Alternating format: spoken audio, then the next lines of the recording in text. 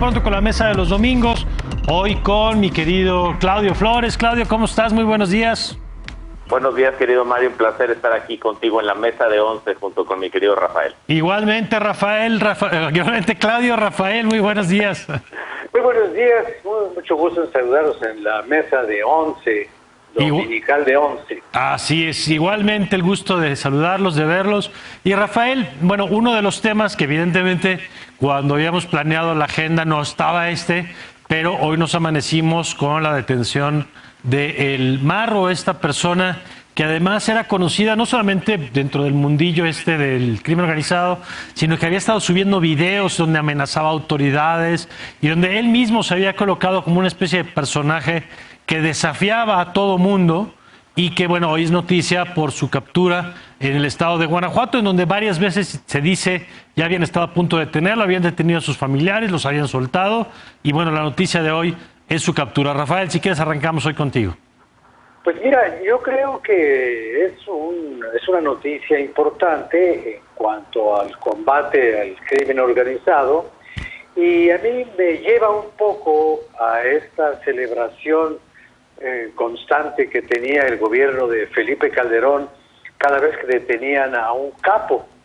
Los golpes que se le daban a las estructuras criminales eran festejados como si se tratara de un triunfo de la selección nacional en una Copa del Mundo. Pero se comprobó que esa estrategia estaba incompleta, que hacían falta otras cosas.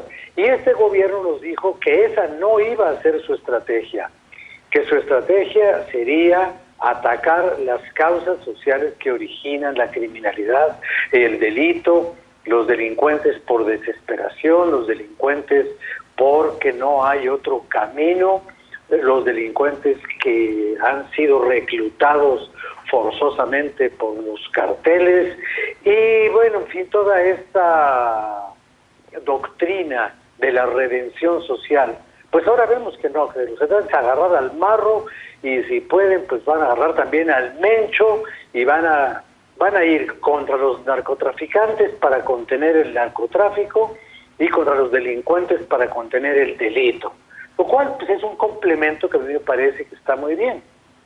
Pues sí, yo creo que claramente la estrategia social, que en principio, digamos, suena bien la idea de atender las causas, pues no puede esperar a que eso tenga efectos, suponiendo que esté teniendo efectos, para empezar a hacer algo con los que hoy ya están en el terreno, que están generando la violencia, que están desafiando. Lo que los arbolitos que andan sembrando los siervos de la nación, pues mientras que hacen. Sí, claro. Y al que delinque hoy, ¿qué se le hace claro. hoy? Y no puede haber certificados de impunidad. Por eso es una buena noticia que detengan a esta persona, Claudio. Sí, yo creo que un poco esto que ya indica pues muy acertadamente mi querido Rafael, que es la paradoja y la tragedia sobre el tema del combate a la delincuencia organizada en términos narrativos, Mario. Es decir, la única manera que tiene esto de convertirse en un acierto de la política pública en materia de delincuencia de este gobierno federal es haciendo lo mismo, de alguna manera, que hizo Calderón, que hizo un poco menos Peña, pero que tenía que ver con la narrativa de las grandes capturas, los grandes capos, los pesos pesados, los peces gordos, toda esta narrativa respecto a capturamos esta figura, cuando creo que ya desafortunadamente aprendimos las y los mexicanos, Mario, que capturen a una cabeza tiene un fenómeno que pasa como la hidra, ¿no? Es decir, le vuelas la cabeza y salen 5 o 7 cabezas nuevas. Sabemos que hay una tasa de recambio poderosísima, muy importante entre las personas que se integran en la delincuencia organizada, que hay un venero, desafortunadamente en nuestro país, de jóvenes que ven a esta actividad como una actividad que les permite escalar socialmente, que les permite tener ingresos, etcétera. Entonces, fenómeno muy complejo, Mario, que me parece que aquí tenemos un hito que nos va a llamar la atención, que va a generar noticia hoy, mañana, pero que sabemos que probablemente no va a cambiar la historia pues de la política pública, ¿no? Y de los efectos y los resultados de esta política pública. Aquí lo que será interesante, Rafael, es que después de la captura pues venga el desmantelamiento de la red, ¿no? Que es lo que siempre se ha dicho, es decir, los golpes financieros, el tema de las armas, el tema de las redes de protección que le permitieron a este o a otro de ese tipo operar durante tanto tiempo, con además tanto dinero, porque se le vinculaba con el tema de huachicol, es decir, un flujo constante. Buena noticia también la liberación de una mujer que tenía que estaba detenida o secuestrada y que en el operativo es liberada. Así que es una buena noticia que tendrá que estar acompañado, digamos, de lo demás. Fíjate, Mario, que hay un elemento que a mí me gustaría notar. Revisando ahorita la información de lo que acaba de salir en relación con esta captura, encontré que el 23 de julio alguien del cartel de Jalisco Nueva Generación decía que los días del marro estaban contados. ¿Cómo sabía el cartel Jalisco Nueva Generación que los días del marro estaban contados? Pues eso no nos lo contaron. No nos dijeron cómo se iba a lograr que hubiera abrazos y marrazos.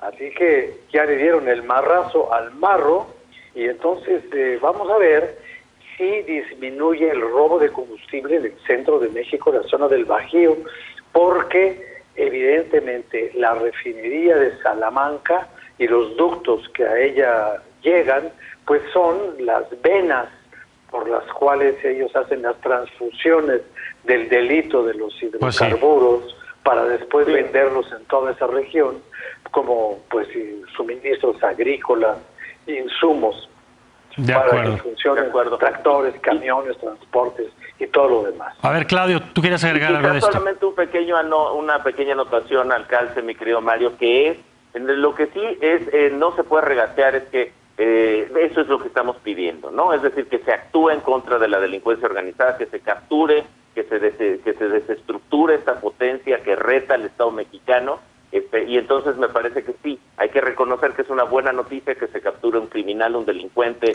presunto o no, que pues había asolado el Bajío, mi querido Mario. Sí, es una buena noticia, insisto, que tendrá que ir acompañada de otras, pero en principio es una buena noticia. Pero a ver, Claudio, si quieres, retomamos ahora contigo otro de los temas de la semana, que es el tema del doctor López-Gatell, que ya había venido sujeto a cuestionamientos, una semana muy mala, me parece, por el tema del número de fallecimientos, que nos coloca ya en el tercer lugar a nivel mundial en casos totales reportados y además en un nivel muy alto todavía por nivel de población.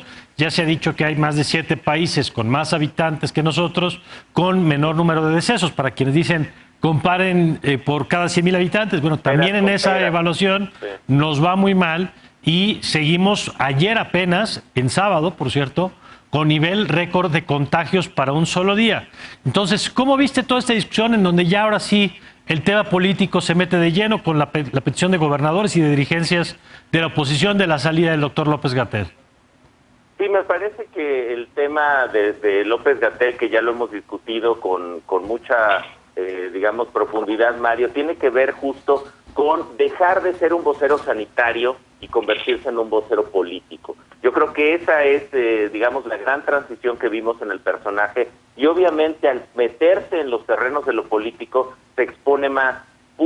Se puso a militar en defensa del presidente López Obrador, no en defensa de la estrategia sanitaria de este gobierno necesariamente. Me parece que ahí está la tragedia. Hoy me parece que López-Gatell es un fusible en espera del momento correcto para que el gobierno de López Obrador tenga que tronarlo, y me parece que es algo correcto colocar ante digamos los lentes de la historia, Mario, el desempeño de este funcionario. ¿Por qué? Porque pues va a tener grandes responsabilidades un funcionario que optó por tener un papel más político que sanitario.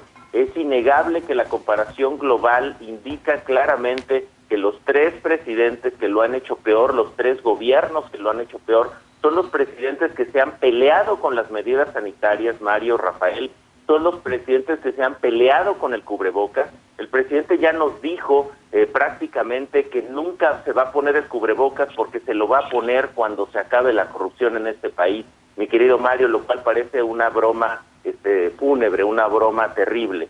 Me parece que, para concluir, que el vocero López-Gatell hoy tiene, se dejó encantar por el canto de las sirenas políticas, de la política, quizá empezó a pensar en una carrera política posterior, y me parece que la pregunta clave es ¿dónde va a estar el futuro de Gatell, de López-Gatell, Mario Rafael? ¿Va a estar en una boleta electoral? ¿Va a estar detrás de las rejas por las responsabilidades que pudiera haber incurrido como funcionario público en este sentido? Me parece que la presión política de 9 gobernadores, que no 10, porque por ahí el gobernador de Chihuahua algo le pasó, quizá lo alinearon o quizás se equivocaron al meter su nombre, pero me parece que ilustra muy bien que es un personaje que va en decadencia y que cada muerto, cada familia que tiene que velar a un miembro de su familia, a un integrante, pues va a recordar a López-Gatell por el resto de su vida. Rafael. Mira, yo dividiría la actuación pública de López-Gatell en 2 partes. La primera, que tiene que ver con su condición de funcionario del gobierno y dependiente de la Presidencia de la República, de la Secretaría de Salud. En ese sentido, en su sentido de servidor público, es un lambiscón impresentable. Con aquella frase que él dijo al principio de toda esta emergencia, que el presidente tenía una fuerza moral y no una fuerza de contagio, perdió toda posibilidad de ser tomado en serio como un científico. No es un científico, es un burócrata de la salud. No confundamos acudir a la Johns Hopkins como alumno a sacar un diplomita de 3 semanas con ser un científico de la medicina contemporánea. Y en lo que tiene que ver con su capacidad de comunicación, es un hombre que nunca dice nada claro. No se llama López-Gatell, se llama López-Gatinflas. Y eso es lo que los gobernadores le están reclamando.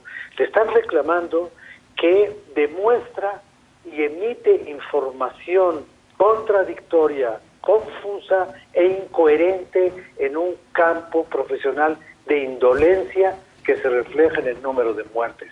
Ahora dice Claudio, ¿qué le va a pasar? ¿Dónde lo vamos a ver? Lo vamos a ver en el Olimpo, o a lo mejor un día lo hacen cónsul en Turquía, porque es una ruta de desprestigio, ¿no? O sea, Turquía. Pero lo que yo veo es que esta presión se convierte en un respaldo.